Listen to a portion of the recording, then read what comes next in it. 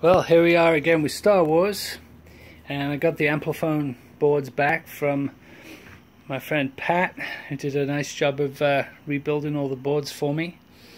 So went ahead and plugged the boards in, not expecting to get anything out of the game board itself because everything else on this cab was at death's door when I got it, so I didn't expect the game boards to be any different.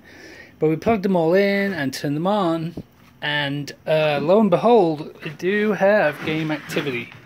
I knew the sound didn't work, but at least I have some kind of activity from the game.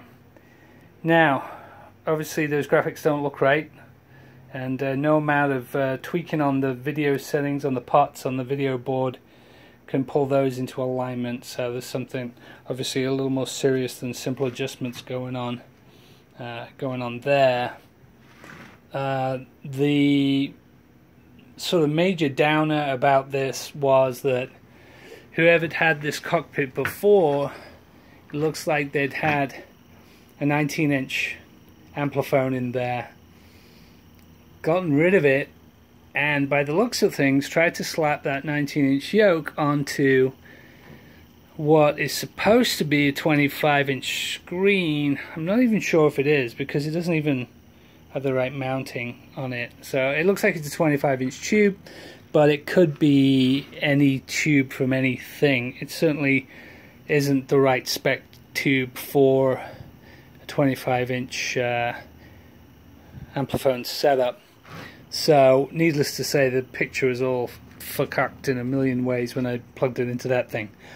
Fortunately, I have this tube that I found in an old Zenith TV, and if we look back here, the serial number on this, to my best knowledge, this is the correct tube to use with an Amplifone. The last digit is different on that serial number, and apparently that just refers to these mounting brackets. So as far as I know, this is the right tube for the job. I have a 6100 yoke on here because I was using it to build one of Des Baz's reproduction Ampliphones in the past. So that's where I'm at right now. I'm going to post this video for all the guys at Vectorlist, because they're the guys who with the real expertise when it comes to this kind of stuff. I need to try and work out if everything I'm seeing here is a result of problems at the board, or if there's also monitor problems still going on as well. I'm really not sure at this point. But that's where we're up to now. So our cockpit restore it's looking pretty, and it's certainly come a long way as far as aesthetics are concerned. I'll just give you a quick little scan around of this. Got all the new plastics in the top, and really cleaned up the side art a lot. Coin door, new mats inside, completely cleaned up all the seating and the interior. Just come down in here, and then obviously everything is stripped out here for the control panel.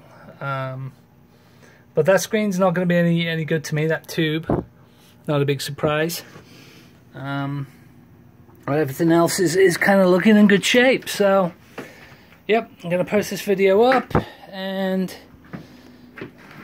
see what the guys at Vectorlist have to say. Not fully disappointed, a little bit disappointed, but I mean, what do you expect pulling a game that's been living in a barn for God knows how many years? The fact that it even powers up at all and has any kind of activity is probably a miracle. But let's see what they say and see what I need to do next to start moving this along and hopefully pull it back into shape and get it playable.